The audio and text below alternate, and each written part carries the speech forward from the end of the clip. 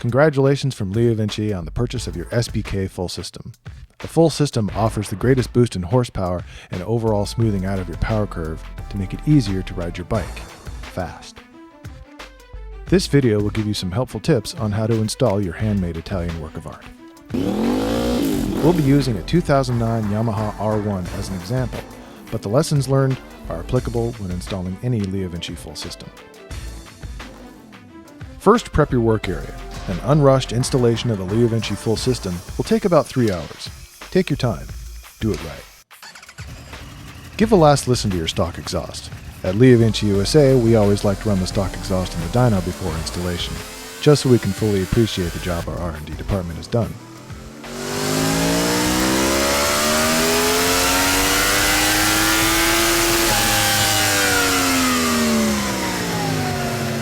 Removing bodywork can be tricky.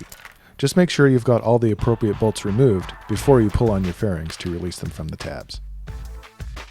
The 2009 R1 bodywork is pretty straightforward, requiring a little muscle to unhook the tabs on the side fairings, but an easy removal of the top portion of the tail section.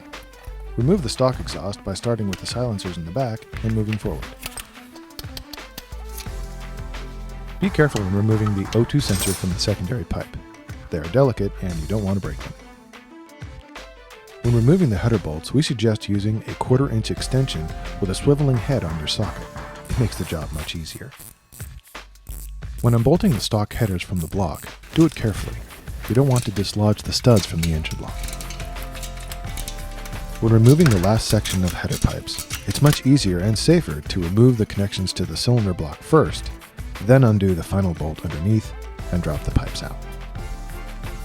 When installing a full system, you'll need to keep or replace the header gaskets on your engine's exhaust ports. If your bike is relatively new, you can probably just reuse the existing gaskets. When in doubt, replace them with OEM gaskets.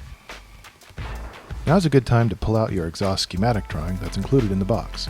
Look at it frequently as you install your exhaust to make sure everything's going according to plan.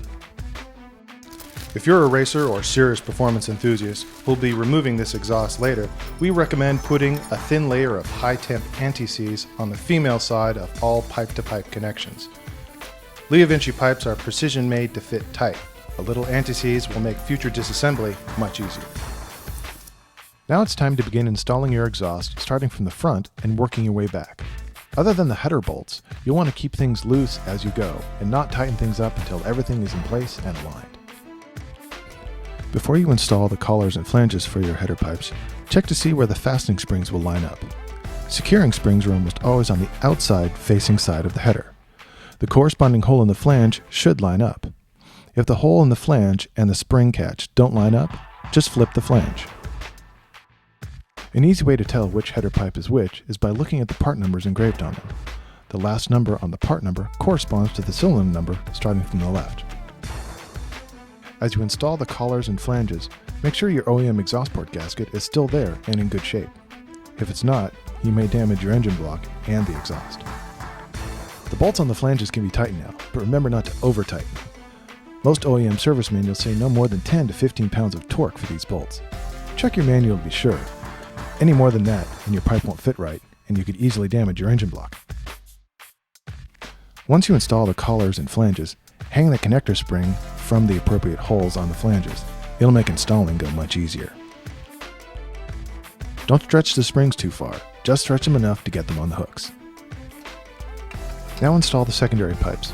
Their part numbers will end sequentially with 5 and 6 from left to right. Make sure the spring tabs line up. Next, get ready to add the mid pipes by putting in the O2 sensor adapter first, then line up the mid pipe with the secondaries and press them together. The fit's supposed to be very snug, so you may have to wiggle things around a bit to get everything lined up. For the 09 R1, it's much easier to link the two mid pipes together, then install them. Pay close attention to the schematic diagram as you put things together.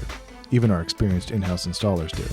Make sure you use the right bolt and the right washer as you go along. The wrong bolt or washer may fit early on, but you'll run into trouble later. Remember not to tighten up mounting bolts until the end. If your full system comes with LeoVince's custom-made real carbon fiber heat shields, install the heat shield mounting clips on the pipes before fitting the pipes together. you'll find installing your heat shields will go a lot easier later. If you want to run your exhaust with the EVO 2 baffles out, it's much easier to remove them before you install the canister. They can be a little tight at first. It's easier to remove them the first time by tapping them from behind with a piece of wood through the canister. We recommend you keep your exhaust baffle. One bolt reinstalls it, and you never know when you or someone else will want your exhaust to be quieter. Now that everything's assembled, it's time to line everything up properly and start installing springs. Start installing springs from the back and move forward. As you're aligning things, make sure no part of the exhaust pipes are touching your bike. Pay particular attention to radiator hoses and electrical wires. Once you've got your pipe aligned and all your springs in place, give all the pipes a good rub down with contact cleaner. This will get rid of all those fingerprints and make your pipe shine again. Do it now because the acid in those fingerprints make it much harder to get off when the pipe heats up for the first time. Now it's time to install your heat shields. To do it right, first put on the bolt, then the regular washer, then the heat washer. Do a final check on alignment and clearance, and then tighten things up.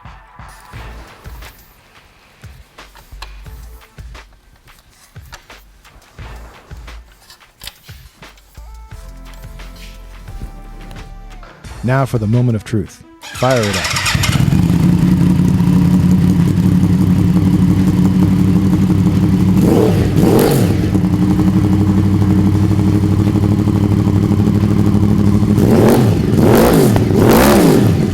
Your full system is designed to work with your stock fuel settings.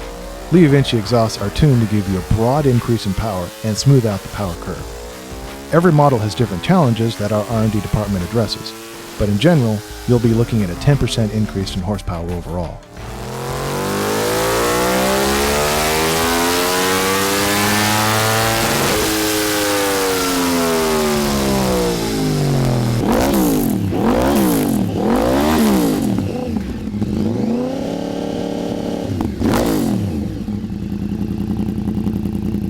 Thanks again for purchasing a LeoVince exhaust.